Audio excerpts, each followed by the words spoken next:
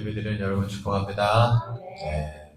오늘도 양은영 성도님 오셨습니다. 아이고, 축복합니다. 네. 자주 봐요. 네. 찬양으로 준비하라 라는 제목으로 하나님 말씀 잠깐 전하겠습니다. 오늘 말씀 이런 말씀이에요. 하나님께서 오시는 그 길을 대로를 수축하라, 그렇게 말씀하고 있어요. 준비하라는 거죠. 하나님이 오시는 길을 준비하라는 거예요. 여러분, 하나님이 임하는 데에 있어서는 항상 우리의 준비가 있습니다. 여러분, 성경은 늘 그것을 우리에게 가르쳐주고 있어요.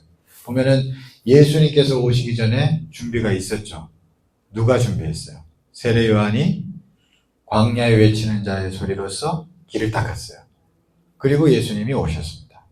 이게 항상 이제 준비가 있어요. 준비가. 또 이제 항상 기독교 역사를 보면 부흥이 오기 전에는요, 누군가는 간절히 그 어둠이 가득한 그때 간절히 기도했습니다. 간절히 기도하면서 그 기도가 준비가 되는 거예요. 여러분 믿습니까? 항상 준비가 있습니다. 또 주님께서도 오시기 전에 우리 보고 순결한 신부가 되라 그러잖아요. 그것도 다 준비예요. 준비가 있습니다. 근데 오늘 본문 말씀을 보니까 오늘 준비 내용은 뭐냐 하면 찬양이에요. 찬양. 말씀 보니까 대로를 수축하라 그러면서 계속 무슨 얘기하냐면 하나님께 노래하고 하나님을 찬양하라, 뛰어놀아라, 뛰어망고 춤춰라 막 그러고 있어요. 이걸 보면 또 알 수 있는 게 찬양하는 것도 하나님의 은혜가 임하는 데 있어서 준비가 된다는 것입니다.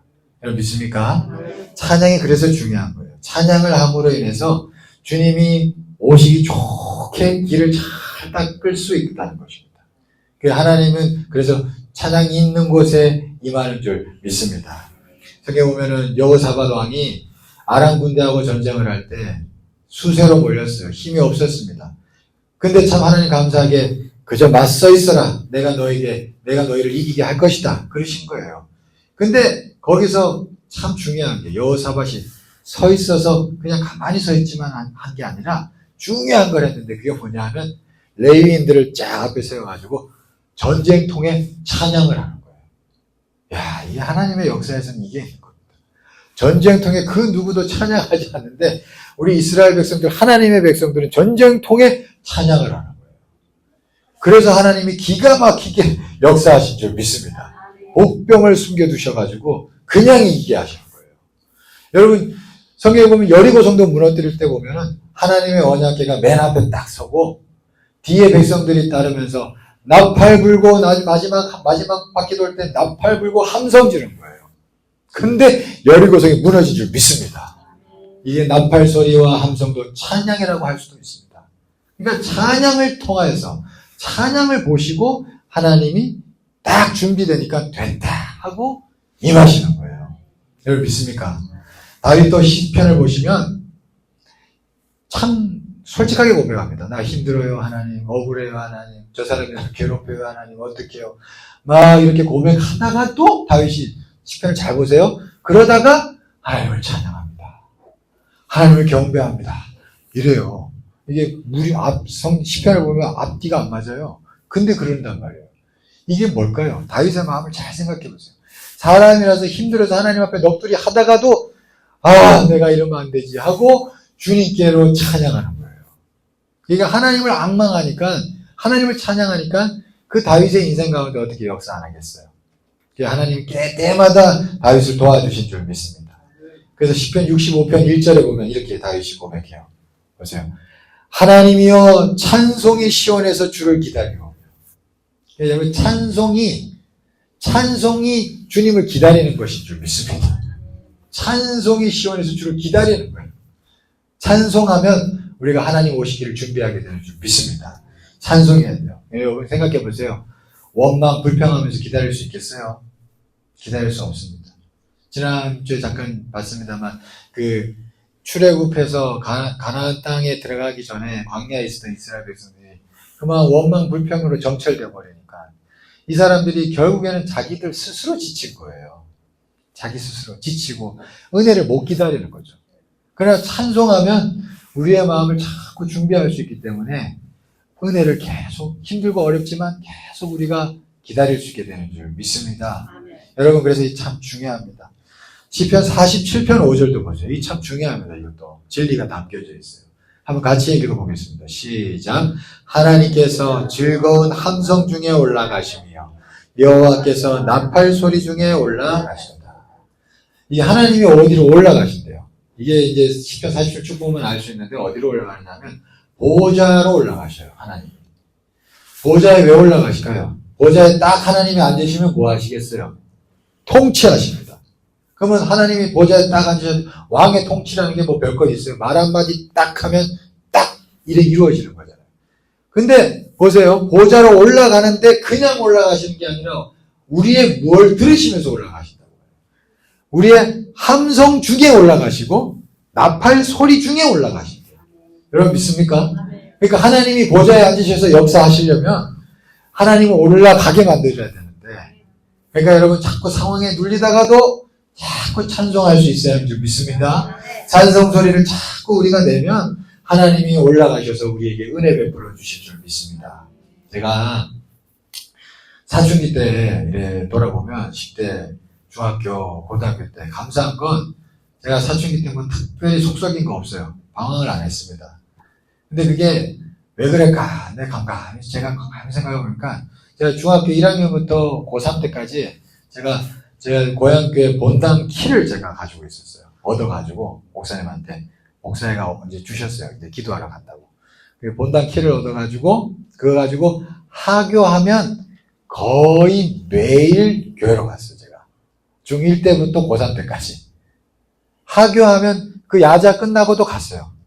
거의 매일 진짜로 거의 매일 가서 강대상 앞에 딱 앉아가지고 거기서 뭐 아무도 없으니까 혼자 깜깜한데 강대상 앉아서 불 하나 켜고 거기서 이제 기타 치면서 그냥 맨날 찬송하고 기도했어요. 그러니까 한 30-40분씩 매일 했습니다. 그러니까 하나님의 은혜가 있었던 것 같아요. 은혜 안에서 방황하는 게 없었고 또 하나님이 음성도 주시고 기도하고 찬양하다 내가 너를 사랑한다 이런 음성도 들은 적이 있고 너무 좋더라고요. 그때 시절이 너무 좋았습니다. 그러니까 제가 그때 10대 때 왜 사춘기가 특별히 없었을까 그랬을 때 찬송하니까 하나님이 도와주신 줄 믿습니다. 그런데 제가 20대 중후반 때 제가 좀 방황했잖아요. 정작 신학 공부하고 그때 방황할 때 제가 그때 솔직히 가만히 찬송을 별로 안 했어요. 그냥 전도사니까 어쩔 수 없이 하긴 했는데 교회에서 혼자 했을 때 찬송을 안 했어요. 그럼 주로 뭘 불렀냐? 세상 노래를 불렀는데 제가 특별히 그때 당시 좋아했던 노래가 있어요. 김광석 노래. 김광석 노래 안 좋아요, 영적으로. 근데 그때 제가 방황하면서 김광석 노래를 그렇게 많이 불렀어요. 제가 특히 좋아했던 게 불행하라는 노래가 있어요. 진짜 정말 가사가 이상한가. 제목부터가 불행하예요, 불행. 근데 그게 진짜 허무주의의 끝을 달리는 노래입니다. 저 하늘의 구름 따라. 벌써 이상하잖아요, 불행. 근데 그거를 맨날 부르면서 혼자 그냥 젖어가지고 울기도 하고 막 그랬었어요. 그러니까 사람이 방황하더라고. 여기 잘 보세요. 제가 그때 제가 지내놓고 안 게 있어요. 세상 노래는 이게 뭐냐면 사랑 감정을 노래합니다. 감정을. 그러니까 기쁠 땐 기쁜 걸 노래하고 슬플 때는 막 낙심을 노래해요. 그래서 여러분 세상 노래 부를 때 어떤 마음이 드느냐면 그래 이게 내 마음이야. 너가 나를 알아주는구나. 이 마음이 들거든요. 그러면서 늪으로 빠져들어가요. 제가 그거 알았어요. 그러니까 김광석 노래 부르면서 막 내 낙심을 알아주는 거예요. 내 그 허무함을 느끼고 있는 인생을 알아주는 거예요. 그러니까 막 끝도 없이 밑으로 들어가더라고. 이게 여러분 지금 웃지만 영적으로 아주 악한 것입니다. 영적으로 막 깊이 그냥 그러니까 정말로 죽고 싶더라고 사람 마음이 그렇게까지 가더라고. 와, 그래서 알았죠. 이게 세상 노래라는 게 사람 감정을 불러주는 거니까 그게 사람이 나를 알아주는 것 같지만 그게 영적으로는 미혹이 있구나. 제가 그거 다 지내놓고 알았습니다. 여러분 그러니까 세상 노래 부르면서 또 세상 드라마 보면서 나를 알아주는 것 같아.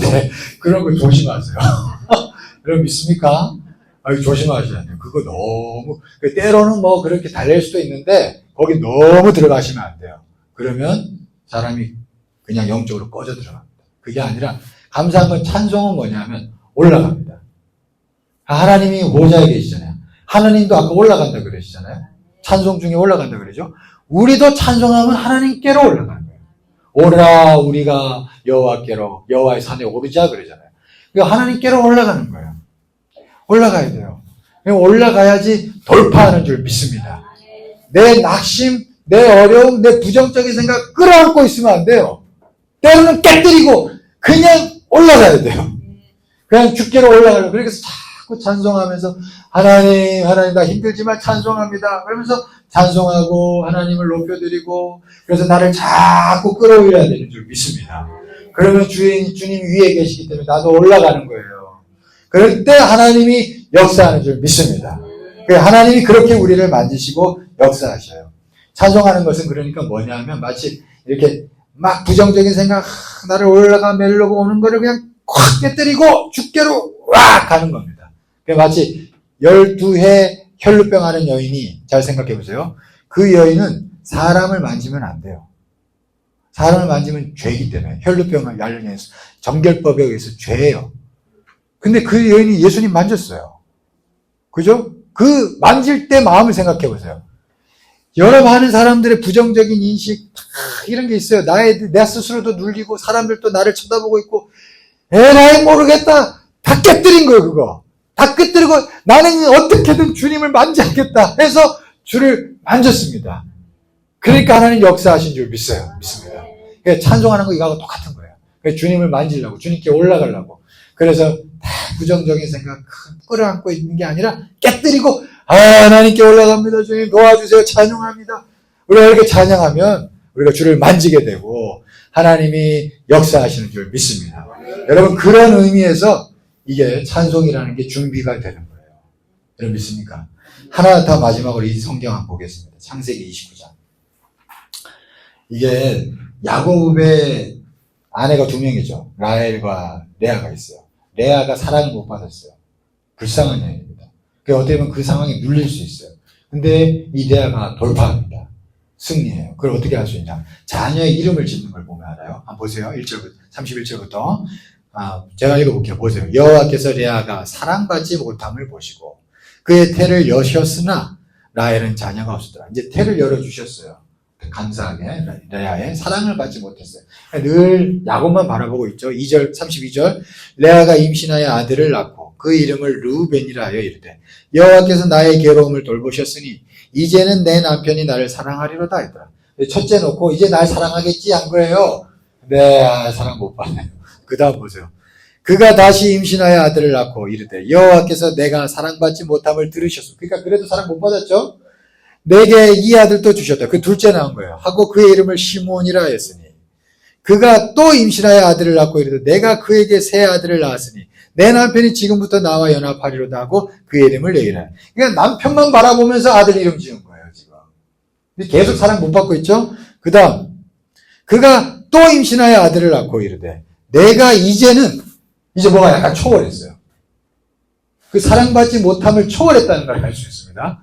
내가 이제는 여호와를 찬송하리로다. 이게 상관없는 거예요. 이제는 뭔가 은혜 받았어요. 지금 하고 이로 말미암아 그가 그의 이름을 유다라 하였고 그의 출산이 멈추었더라.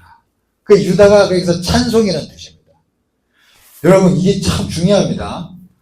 예수님이 유다를 통하여서 왔어요. 유다의 계보에서. 다윗도 유다의 계보고. 여러분 이게 참 의미 있어요. 영적으로. 그러니까 막 눌렸던 그 모든 상황을 돌파하고 그냥 하나님께로 이르렀어요. 찬송하면서. 레아가. 그러면서 그거 상관없는 상태가 돼버린 거지. 그리고 유다를 낳았어요. 근데 이 유다가 장자권을 가지게 됐어요. 요셉도 아니고 르우벤도 아니고 유다가 장자권을 가지게 되는 거예요. 그래서 거기서 다윗도 나오고 예수님도 나온 겁니다. 여러분 세상에서 이런 상황이 눌려서 그래서 거기 눌리지 않고 하나님께 이르잖아요. 하나님이 말도 못할 그 후손의 축복을 주실 줄 믿습니다. 그러니까 여러분 하나님의 역사는 반드시 은혜 주심이 있어요. 그러니까 여러분 무슨 일이 있어도 찬송하며 주님께로 나아가면 하나님께서 반드시 그 준비됨을 보시고 희한하게 역사하셔서 아무튼 복된 은혜를 주실 줄 믿습니다. 그래서 여러분 찬송합시다. 세상 상황에 눌리지 말고 찬송합시다. 찬송하면 하나님 우리를 도와주시고 우리의 후손도 축복하시고 하나님 함께 하실 줄 믿습니다. 그러니까 여러분 어떻게든 모든 세상 상황에 눌리지 말고 찬송합시다. 세상이 어렵다 하고 세상이 지금 교계가 이렇다 해도 상관없어요. 우리는 하나님을 찬송합시다. 그럼 하나님 반드시 역사하실 줄 믿습니다. 그런 복된 자들 모두 되기를 간절히 축원합니다. 기도하겠습니다. 하나님 감사합니다. 하나님 우리가 찬송에 대해서 우리 오늘 말씀을 나눴습니다. 하나님 찬송은 주님의 은혜를 기다리며 준비하는 일인 줄 믿습니다. 하나님 우리가 이 진리를 깨닫고 하나님 세상살이 하면 세상살이 가운데서 이런저런 눌리는 일들이 있지만 그 모든 것들을 뚫고 주를 찬송하게 하여 주시옵소서. 그래야 온전히 영적인 준비가 되게 하시고 그 가운데 임하여 주시옵소서. 이렇게 모든 것 맡기며 예수 그리스도의 이름으로 기도드리옵나이다. 아멘.